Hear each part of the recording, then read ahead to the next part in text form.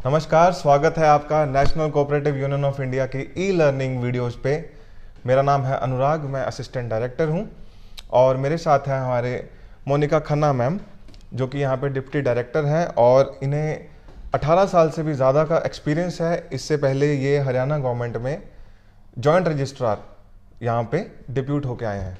तो स्वागत है मैडम आपका। हमारे पास बहुत सारे सवाल आते हैं कोऑपरेटिव से रिलेटेड, जो हम इन वीडियोस के तहत अपने दर्शकों तक बताना चाहेंगे। तो शुरू करें मैडम? हाँ जी, बिल्कुल। चलो मैडम, पहला जो सवाल है सबसे बेसिक, वो पूछते हैं कि कोऑपरेटिव सोसाइटी क्या है? देखिए, अगर मैं बहुत ही साधारण शब्दों में समझाने का प्रयास करूं तो हमारी इकॉनमी में एक सरकारी सेक्टर होता है, गवर्नमेंट सेक्टर रहता है, प्राइवेट सेक्टर रहता है। गवर्नमेंट जैसे आप समझ सकते हैं कि टोटली जो गवर्नमेंट ओन्ड ऑर्गेनाइजेशंस होती हैं, जहाँ टोटली गवर्नमेंट की फंडिंग और एम्प्लॉयज़ वर्किंग फॉर गवर्नमेंट। और प्राइवेट सेक्टर में सारा प्राइवेट लोगों का अपना बिजनेस हुआ, इंडिविजुअल्स का हुआ या कंपनीज़ का हुआ। इसके अलावा जो एक तीसरा इकॉनमी का सेक्टर हम कह सकते हैं, बहुत ही मेजर सेक्टर है, वो है कोऑपरेटिव्स, सहकारिता जिसे हम कहते हैं। क्योंकि कोऑपरेटिव ना तो टोटली गवर्नमेंट है ना टोटली प्राइवेट है, ये एक यूनिक स्ट्रक्चर है, यूनिक सिस्टम है काम करने का। तो कोऑपरेटिव में जब हमें काम करना है तो उसके लिए सबसे पहले, जैसे हम प्राइवेट सेक्टर में काम करने के लिए कोई कंपनी रजिस्टर कराते हैं कंपनीज रजिस्ट्रेशन एक्ट के तहत, उसी तरह से अगर हमें सहकारी सेक्टर में काम करना है तो हमें एक कोऑपरेटिव सोसाइटी रजिस्टर करानी पड़ती है, जिसके लिए कि हमारे पास कोऑपरेटिव एक्ट्स हैं। तो कोऑपरेटिव सोसाइटी एक ऐसे लोगों का समूह होता है, एक ग्रुप ऑफ पीपल जो इकट्ठा कोई ऐसा काम करना चाहते हैं जिसमें कि वो अपने फंड्स को पूल करके, प्लस अगर उस सोसाइटी के रजिस्ट्रेशन के बाद जहाँ कहीं से भी उनको फंड्स अवेलेबल हैं वहाँ से लेके कोई इकोनॉमिक एक्टिविटी करने के लिए, ये जनरली जो लोग अपने रिसोर्सेज जिनके पास कम है, इस क्षेत्र को शुरू किया गया था उन लोगों के लिए जो जिनके अपने रिसोर्सेज इंडिविजुअली कम है अपने अकेले स्तर पे, लेकिन मिलके वो लोग ऐसा कोई काम करना चाहते हैं जिससे कि उस समिति के सदस्यों का अपना भला हो और एक आम तौर पे भी वो समाज में भी कुछ अच्छा काम कर सके। तो सहकारी समितियां जो होती हैं, किसी भी कोऑपरेटिव सोसाइटीज़ रजिस्ट्रेशन एक्ट के तहत रजिस्टर की हुई ऑर्गेनाइजेशन होती हैं। और अगर हम एक्ट की बात करें तो क्योंकि इसमें हर एक स्टेट, हर एक राज्य का अपना एक कोऑपरेटिव एक्ट होता है, उस राज्य में काम जो भी करना चाहता है, उस राज्य के लोग अगर कोई सहकारी समिति बनाना चाहते हैं तो उस अपने राज्य के सहकारी अधिनियम के तहत, सहकारी अधिनियम के तहत वो उसमें अपनी सोसाइटी को रजिस्टर करा सकते हैं। और अगर किसी को एक से ज़्यादा राज्यों में काम करना है तो वो उसमें सेंट्रल रजिस्ट्रार के पास, जो हमारा multi state cooperative societies act है, वहाँ अपनी सोसाइटी रजिस्टर करा सकते हैं। तो कोऑपरेटिव सोसाइटी एक 8-10 से लेके 10 मिनिमम रिक्वायरमेंट होती है, 10 लोग एक साथ इकट्ठे आएँ, वो ये डिसाइड करें उन्हें क्या काम करना है, बशर्ते कि काम इकोनॉमिक एक्टिविटी हो, कोई आर्थिक गतिविधि होनी चाहिए उसमें। समाज सेवा या उस तरह के वेलफेयर के कामों के लिए ही सिर्फ कोऑपरेटिव सोसाइटी नहीं रजिस्टर कराई जा सकती, उसमें एक आर्थिक गतिविधि होना ज़रूरी है। तो वो 10 या 12 लोग या उससे भी ज़्यादा लोग मिलके एक जिस राज्य में वो रह रहे हैं उस राज्य के स्टेट कोऑपरेटिव एक्ट के अंदर डेजिग्नेटेड ऑफिसेज होते हैं, जहाँ जाके वो अपना एप्लीकेशन फॉर्म देते हैं और एक समिति रजिस्टर उनकी हो जाती है, उन्हें एक रजिस्ट्रेशन सर्टिफिकेट इशू हो जाता है और फिर वो काम कर सकते हैं। तो मतलब सोसाइटी एक बिजनेस करने का ही तरीका है? हाँ जी, जिसकी रजिस्ट्रेशन हम करवाते हैं। तो ठीक है मैडम, बहुत अच्छा। दूसरा सवाल जो हमसे बार बार पूछा जा रहा है वो है कि किस तरह की सोसाइटीज आप रजिस्टर करा सकते हैं? देखिए, क्योंकि जैसा मैंने कहा कि गवर्नमेंट और प्राइवेट इकोनॉमी के जो सेक्टर हैं, उसके अलावा सहकारी सेक्टर भी आर्थिक गतिविधियों का ही एक सेक्टर है। तो आप किसी भी किस्म की सोसाइटी रजिस्टर करा सकते हैं। मतलब आपके पास एक मकसद होना चाहिए कि आप ये काम करना चाहते हैं। एक फ़र्क सिर्फ इतना है कि एक अकेला बंदा सोसाइटी रजिस्टर नहीं करा सकता, आपको कम से कम 10 लोग चाहिए और मैक्सिमम की ऐसी कोई लिमिट सेट नहीं है। अच्छा। वो सोसाइटी रजिस्टर होने के बाद सदस्य खुद तय कर सकते हैं कि उन्हें कितने सदस्य और चाहिए या कितने लोगों के बाद वो अपनी सदस्यता बंद कर देंगे। अच्छा। तो उनको मतलब तो किसी भी प्रकार की आर्थिक गति, मतलब अगर मैं आपको गिनवाऊं तो बैंकिंग सेक्टर में हमारे बहुत बड़े बड़े कोऑपरेटिव बैंक्स हैं, ठीक है, जो जिला स्तर पे भी काम करते हैं, राष्ट्रीय स्तर पे भी काम कर रहे हैं। हमारी कोऑपरेटिव क्रेडिट सोसाइटियां होती हैं जो कि लोगों को अपने सदस्य बनाती हैं और अपने सदस्यों को ऋण देती हैं। और हमारे पास लेबर कंस्ट्रक्शन की सोसाइटियां हैं जो सोसाइटी के सदस्य मिलके एक लेबर कंस्ट्रक्शन सोसाइटी बनाते हैं, और फिर जैसा कि एक आम कोई ठेकेदार ठेके लेके काम करता है, वो सोसाइटी अपने नाम से ठेके लेके उस तरह से अपने काम करती है, और जो पैसा आता है वो सदस्यों के बीच में डिवाइड हो जाता है। और उसमें जैसा कि हम बाद के वीडियोस में इस पे और डिटेल में डिस्कस करेंगे कि सोसाइटी जो बिजनेस करती है वो किस तरह से करती है और सदस्यों को लाभ कैसे होता है। तो अभी जो एक आम जानकारी के लिए मैं इतना ही बताना चाहूँगी कि किसी प्रकार की मछली पालन की समितियाँ हैं हमारी यहाँ पे, पशुपालन में हर तरह के डेयरी की समितियाँ हैं, और शहरों में हम देखें तो ग्रुप हाउसिंग है, हाउस बिल्डिंग है, हाउसिंग फाइनेंस समितियाँ हैं। मतलब काम कोई भी हो, किसी भी प्रकार का काम, कोई भी आर्थिक गतिविधि में आप समिति रजिस्टर करा सकते हैं। अच्छा, ठीक है। इसके बाद जो मैडम सवाल आता है वो ये है कि सोसाइटी रजिस्टर कराने के लिए कहाँ जाना पड़ेगा, किस ऑफिस में जाना पड़ेगा? हाँ जी, जैसा कि मैंने अभी थोड़ी देर पहले भी बताया था कि हमारे हर एक राज्य के सहकारी अधिनियम हैं।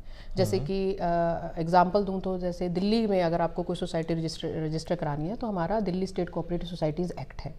इसी तरह से Haryana state cooperative societies act है, या राजस्थान कोऑपरेटिव सोसाइटीज़ एक्ट है, Jammu Kashmir cooperative societies act है। तो हर राज्य का एक सहकारी अधिनियम बना हुआ है। ठीक है। तो आप अगर उसी राज्य में जैसे आपने अपनी सोसाइटी रजिस्टर करानी है, आपका रजिस्टर्ड हेड ऑफिस वहीं रहने वाला है, तो उसके लिए हर एक राज्य में एक सहकारी डिपार्टमेंट रहता है, कॉपरेशन डिपार्टमेंट हम जिसे कहते हैं, कोऑपरेटिव सोसाइटीज़ डिपार्टमेंट भी कहते हैं। और उस डिपार्टमेंट में एक पूरा अधिकारियों का एक पूरा चैनल रहता है, जिसमें कि सबसे ऊपर हमारे रजिस्ट्रार कोऑपरेटिव सोसाइटीज़ होते हैं। अच्छा। जो कि पूरे सहकारिता विभाग के मतलब हेड होते हैं स्टेट में। उसके नीचे हमारे पास ज्वाइंट रजिस्ट्रार हैं, एडिशनल रजिस्ट्रार्स हैं, और अगर हम फील्ड लेवल पे बात करें तो डिप्टी रजिस्ट्रार्स हैं, असिस्टेंट रजिस्ट्रार्स हैं। अब रजिस्ट्रेशन के लिए अधिकृत किया गया है इन सभी अधिकारियों को। और फील्ड पे जैसे सहायक रजिस्ट्रार का दफ्तर होता है, अगर किसी भी प्रकार की प्राइमरी मतलब प्राथमिक समिति कोई रजिस्टर होनी है तो सहायक रजिस्ट्रार का दफ्तर हर सब डिवीज़न लेवल पे, जिला स्तर पे आपको हर स्टेट में मिलेगा। अच्छा। तो उस दफ्तर को ही आपको अप्रोच करना होता है जब आपने कोई सहकारी समिति प्राथमिक स्तर पे रजिस्टर करानी हो।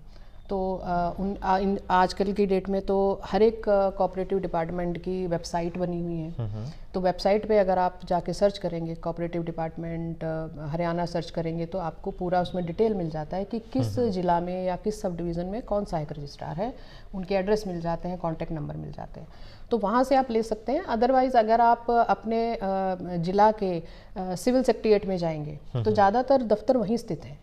अच्छा। आप वहाँ जाकर क्वेरी कर सकते हैं, उसका एक फॉर्म जो रहता है फॉर्म भी आपको वहाँ से मिल जाएगा, प्रोसेस भी आपको वहाँ से समझा दिया जाता है कि आप अपनी समिति कैसे रजिस्टर करा सकते हैं और कहाँ रजिस्टर करा सकते हैं। ठीक है। तो जो फिजिकल ऑफिस है वो डिस्ट्रिक्ट में हर एक डिस्ट्रिक्ट लेवल पर सिविल जो सेक्रेटरी रहता है हमारा सेक्रेटेरिएट, उसमें दफ्तर होते हैं हमारे, और अगर वहाँ नहीं होंगे तो वहाँ से सूचना जरूर मिल जाएगी कि दफ्तर कहाँ स्थित है। अच्छा। और ये ऑनलाइन भी हो जाता है? ऑनलाइन भी बहुत स्टेट्स में फैसिलिटीज़ अब हो गई हैं कि आपको दफ्तर में भी जाने की ज़रूरत नहीं है, आप वेबसाइट खोलिए, ऑनलाइन फॉर्मेट्स अपलोडेड होते हैं, वहाँ आप जाके रजिस्ट्रेशन के लिए अप्लाई कर सकते हैं। तो अगर हम रजिस्ट्रेशन की प्रोसेस के बारे में बात करें, मतलब शुरुआत कहाँ से होएगी, और ये हमें सबमिट तो वहाँ करने हैं डिस्ट्रिक्ट के ऑफिस में, तो कौन से डॉक्यूमेंट्स चाहिए, कौन से कागज़ चाहिए, उसके बारे में देखिए। सबसे पहले तो जो भी सहकारी समिति, जब 10 लोग कम से कम जो हैं एक जैसी सोच के 10 लोग एक जगह पहले इकट्ठे हों, वो इस बात पे विचार करें कि उन्हें किस तरह की इकोनॉमिक एक्टिविटी करनी है, उन्हें किस तरह का काम करना है। मान लीजिए कि एक कोई एग्रो सोसाइटी बनानी है, या कुछ लोग कहते हैं कि हम एक ही काम नहीं करना चाहते, हम 2-3 काम करेंगे एक सोसाइटी रजिस्टर करा के, तो वो मल्टीपर्पज़ सोसाइटियों का प्रोविज़न भी है, वो बना सकते हैं, है ना। तो सबसे पहले तो आपको बैठकर 10 लोगों को ये डिसाइड करना होता है कि काम क्या करना है, उसके बाद काम कहाँ करना है, मतलब एक जिला में ही करना है या 2 जिलों में करना है, एक गांव स्तर पे करना है, एक एरिया ऑफ ऑपरेशन होता है हर सोसाइटी का। क्योंकि अगर आप अपने रजिस्ट्रेशन के एप्लीकेशन में जो डिसाइड करेंगे कि ये हमारी समिति का नाम रहेगा, ये हमारा काम रहेगा और ये हमारा एरिया रहेगा, तो वो जब रजिस्टर हो जाती है तो उसके बियॉन्ड फिर आप जा नहीं सकते। तो बहुत सोच समझ के पहले तो ये निर्णय लिया जाए गतिविधि किस प्रकार की रहेगी, आगे भविष्य में वो कितनी बढ़ सकती है। तो उसी हिसाब से आप अपना एरिया ऑफ ऑपरेशन, अपनी मेंबरशिप कितनी रखेंगे, आगे कैसे बढ़ाएंगे, उन सब के प्रोविजंस के बारे में पूरा सोचने के बाद आप जो है आप लोगों को फिर वो एक एप्लीकेशन फॉर्म के लिए आपको, जैसे मैंने भी बताया, सहायक रजिस्ट्रार के ऑफिस को आपको अप्रोच करना होता है, या आप वेबसाइट पे जाके उसका फॉर्म डाउनलोड कर प्रिंट आउट ले सकते हैं। ठीक है, उसमें क्या रहता है कि आप अपने जैसे 10 लोग हैं मान लीजिए, या 15 लोगों ने मिलकर सोचा हमने एक सोसाइटी रजिस्टर करानी है, तो वो 15 लोग पहले अपने आप में ये डिसाइड कर लेंगे कि जब तक हमारी सोसाइटी का रजिस्ट्रेशन प्रोसेस या आगे का काम शुरू नहीं होता है, तो कौन से 3 या 4 लोग हैं जो समिति का काम की डे टू डे वर्किंग को देखेंगे। इसको हम ये कहते हैं कि एक अनऑफिशियल सी एक प्रमोशनल एक आप वो बना लेते हैं, मतलब प्रोविजनल कमेटी जिसे कहेंगे। एक प्रोविजनल कमेटी आप अपनी पहले से बना के रखें एक्टिव मेंबर्स की। हाँ, जैसे 15 में से अब 15 लोग तो सब जगह एक साथ नहीं जाएंगे, तो 3 या 4 लोगों को इंटरेस्ट कर दिया जाता है कि आप लोग जाएंगे, आप बात करेंगे हमारे बिहाफ पे। तो उसमें जैसे पोस्ट दी हुई या डेजिग्नेशंस हैं, जैसे कि प्रधान, उप प्रधान, सेक्रेटरी, सचिव, है ना, खजांची, ये 3-4 पोस्ट रहती हैं। तो ये 3-4 लोग आप डिसाइड कर लें कि ये 3-4 लोग रहेंगे जो सोसाइटी के बारे में बात करेंगे जाकर। उसके बाद आपका वो प्रोसेस आ जाता है कि आपने एक एप्लीकेशन, जो पूरा एक फॉर्मेट होता है 4-5 पेज का, उसमें आपकी पूरी डिटेल ली जाती है। जो 10 या 15 आपके सदस्य रहेंगे शुरू में, उनका सारा नाम, Aadhaar number, contact number, addresses, plus वो उनके आगे नॉमिनी कौन रहेंगे उसकी भी एक सूचना उसमें मांगी जाती है उनमें, मतलब मोटी मोटी जो सूचना है। और आजकल क्योंकि और बहुत सारी टेक्नोलॉजिकल या और तरह के पैन नंबर, आधार नंबर, इस तरह के आईडी प्रूफ्स वगैरह की डिटेल उन फॉर्म्स में भरनी होती है सभी मेंबर्स की। ठीक है, शुरुआत में तो प्लस उनके नॉमिनीज। ठीक है, इसमें एक जो कंडीशन होती है कि मान लीजिए आप एक जिला में ही अगर काम करना चाहते हैं, तो ये ज़रूरी है कि आपके जो सदस्य हैं उनका रेजिडेंशियल जो एरिया है वो जिला ही हो। बाहर के लोगों को फिर आप उसमें ऐड ऑन नहीं कर सकते हैं। अच्छा। मतलब मान लीजिए आपने डिस्ट्रिक्ट में ही काम करना है, एक पर्टिकुलर डिस्ट्रिक्ट में, तो वो सब लोग उसी डिस्ट्रिक्ट के रहने वाले होने चाहिए। अच्छा। ये भी एक कंडीशन होती है। अच्छा। ठीक है, तो आप वो सारी इन्फॉर्मेशन आप भर के और उसको आप रजिस्टरिंग अथॉरिटी, जैसे असिस्टेंट रजिस्ट्रार, बेसिकली सब जगह सहायक रजिस्ट्रार के पास ही जाती हैं, तो सहायक रजिस्ट्रार के दफ्तर में आपको वो एप्लीकेशन सबमिट करनी होती है। तो सहायक रजिस्ट्रार उसके बाद आपकी एप्लीकेशन के ऊपर विचार करते हैं, उसकी वो स्क्रूटनी करा सकते हैं, इन्वेस्टिगेशन करा सकते हैं, आपको सभी सदस्यों की हाजिरी देने के लिए बोल सकते हैं कि 15 के 15 लोग हमारे सामने आए, कहीं ऐसा तो नहीं है कि सिर्फ नाम लिखा है, बंदा एग्जिस्ट नहीं करता है या जो भी है। मतलब सहायक रजिस्ट्रार की ये एक विवेक है उसका कि वो जिस तरह से अपनी तसल्ली करना चाहे कि समिति के लिए आने वाले लोग जेन्युइन हैं, वो उसकी अपनी तसल्ली वो कर सकते हैं। अपने किसी सबऑर्डिनेट को मतलब डेजिग्नेट कर सकते हैं, लगा सकते हैं कि भाई आप इनकी सारी इन्फॉर्मेशन हमें 7 या 10 दिन में या 15 दिन में आप ये रिपोर्ट इनकी सबमिट करें। तो उस प्रिलिमिनरी रिपोर्ट के बाद और सारे पेपर्स देखने के बाद और आपने जो काम कहा है कि हम ये काम करेंगे, इससे हमें ये फ़ायदा होगा, उसके बारे में सारे विचार करने के बाद सहायक रजिस्ट्रार को अगर ये सेटिस्फेक्शन हो जाती है कि ये एक बढ़िया काम करने वाली समिति बन सकती है, तो उसको फिर वो रजिस्टर कर देते हैं। रजिस्टर का मतलब है कि एक बायलाज का भी एक सेट होता है, उसको वो आपको बायलाज टेस्ट करके और एक रजिस्ट्रेशन सर्टिफिकेट आपको इशू कर दिया जाता है। एक पेपर पे ये लिख दिया जाता है, उसमें वो सोसाइटी का नाम जो आपने प्रपोज़ किया हुआ है, जो एरिया ऑफ ऑपरेशन आपने प्रपोज़ किया हुआ है, प्लस जो काम आपने प्रपोज़ किया हुआ है, उन सब का डिटेल के साथ उनके स्टैम्प और साइन से एक नंबर आपको इशू हो जाता है, जिसमें कि जो हमेशा के लिए आप उनके रिकॉर्ड्स में आ जाता है सहकारिता विभाग के उस स्टेट के कि ये एक सोसाइटी है जो काम कर रही है कोऑपरेटिव सेक्टर में। ठीक है, तो बहुत बहुत धन्यवाद मैडम। आज की वीडियो हम यहीं पे समाप्त करेंगे। इसके बाद हम आगे की प्रोसेस जानेंगे कि जब रजिस्ट्रेशन करवा ली उसके बाद क्या करना है, बैंक अकाउंट कैसे खोलते हैं, इलेक्शंस कैसे करते हैं, मीटिंग्स कैसे करनी है। तो बहुत बहुत धन्यवाद फिर से मैडम आपका। Thank you so much. Thank you so much.